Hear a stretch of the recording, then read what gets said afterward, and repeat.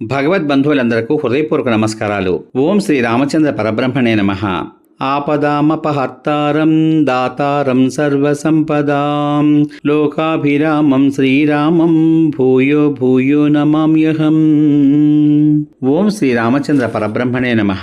శ్రీ వాల్మీకి రామాయణం బాలకాండం 76వ సర్గయందలి గల 1వ శ్లోకం నుంచి 24వ శ్లోకం వరకు గల అన్ని శ్లోకముల యొక్క వచన భావ సారాన్ని రాముడు పరశురాముడు సంపాదించుకున్న పుణ్యలోకములను అమోఘమైన బాణంతో కొట్టివేయుట అనే కథగా విందాం. అప్పుడు రాముడు పరశురాముని మాటలు విని తండ్రి విషయమున స్వధర్మమును నిర్వహించి ఆండ్రుణ్యమును అనగా రుణమును తీర్చివేయుటను పొందిన నిన్ను అభినందిస్తున్నాను. నన్ను పరాక్రమము లేని వానిని, క్షత్రియ ధర్మానుసారము వర్తింప సామర్థ్యం లేని వానిని అవమానించినట్లు అవమానిస్తున్నావు. ఇప్పుడు నా తేజస్సును పరాక్రమమును చూడుము అని పలికి త్రుటిలో పరశురాముని చేతిలో నుండి ధనుస్సును బాణమును తీసుకున్నాడు. రాముడు ధనుస్సును ఎక్కుపెట్టి నారిపై బాణము సంధించి క్రుద్ధుడై పరశురామునితో, పరశురామ, నీవు బ్రాహ్మణుడవు అగుట చేతను విశ్వామిత్రునికి బంధువు అగుట చేతను నాకు పూజ్యుడవు. అందుచేత ప్రాణములను హరించు ఈ బాణమును నీపై ప్రయోగింపజాలను. నీ పాదములకున్న గమనశక్తిని గాని తపోబలముచే నీవు సంపాదించిన సాటి లేని ఉత్తమ లోకములను గాని ఈ బాణము ప్రయోగించి కొట్టివేసదను. ఏది కొట్టమంటావో నువ్వే చెప్పు. స్వర్గంలో పుట్టింది, శత్రుపురాలను జయించినది, వీర్యముచే శత్రువుల బలమును దర్పమును నశింపచేయునది అయిన ఈ విష్ణు బాణము వ్యర్థమవడానికి వీలు లేదు అని పలికాడు.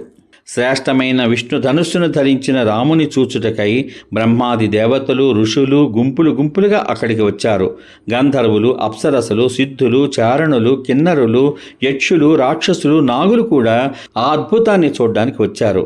రాముడు ఆ శ్రేష్టమైన ధనుస్సును ఎక్కుపెట్టగానే పరశురాముడు నిర్వీర్యుడయ్యాడు. లోకమంతా స్తంభించిపోయింది. అప్పుడు ఆ పరశురాముడు ఆశ్చర్యచకితుడై రాముని చూశాడు. రాముని తేజస్సు చేత పరాక్రమం అణిగిపోయి జడుడైన పరశురాముడు పద్మపత్రాక్షుడైన రామునితో మెల్లమెల్లగా ఇలా పలికాడు. నేను పూర్వం ఈ భూమినంతను కాశ్యపునికి ఇచ్చినప్పుడు అతడు నీవు నా దేశంలో నివసింపకూడదు అని నన్ను ఆదేశించాడు. నేను ఈ భూమిని కాశ్యపునకు దానం చేసి ఆయన కోరిన విధంగానే ఇక్కడ నివసించను అని ప్రతిజ్ఞ చేశాను.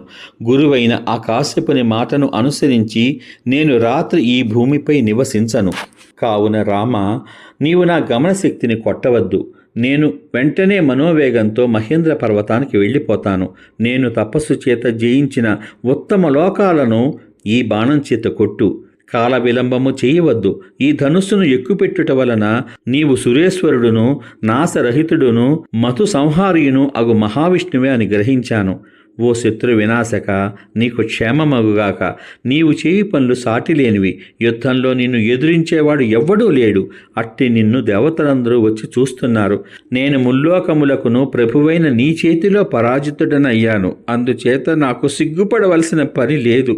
నీవు బాణాన్ని ప్రయోగింపుము. బాణమును ప్రయోగించిన పిమ్మట నేను మహేంద్రగిరికి వెళ్తాను. పరశురాముని మాటలు విని ప్రతాపవంతుడైన దశరథరాముడు బాణాన్ని ప్రయోగించాడు. తాను తపస్సుచే సంపాదించిన పుణ్యలోకములను రాముడు కొట్టగా చూచి పరశురాముడు శీఘ్రంగా మహేంద్ర పర్వతానికి పోయాడు. అప్పుడు దిక్కులును విదుక్కులును చీకటి తొలగి ప్రకాశించాయి. ఆయుధము ధరించిన ఆ రాముని దేవతలు, ఋషులు స్తుతించారు. సమర్థుడగు ఆ పరశురాముడు దశరథరాముని స్తుతించి ప్రదక్షిణం చేసి తన దారిన తాను వెళ్ళిపోయాడు. సమాప్తం.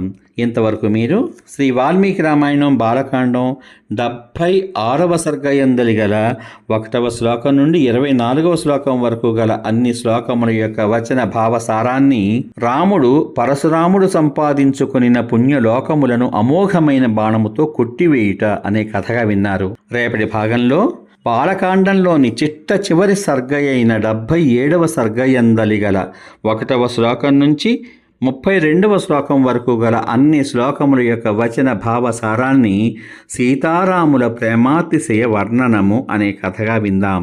ఓం శ్రీ రామచంద్ర పరబ్రహ్మణే నమః.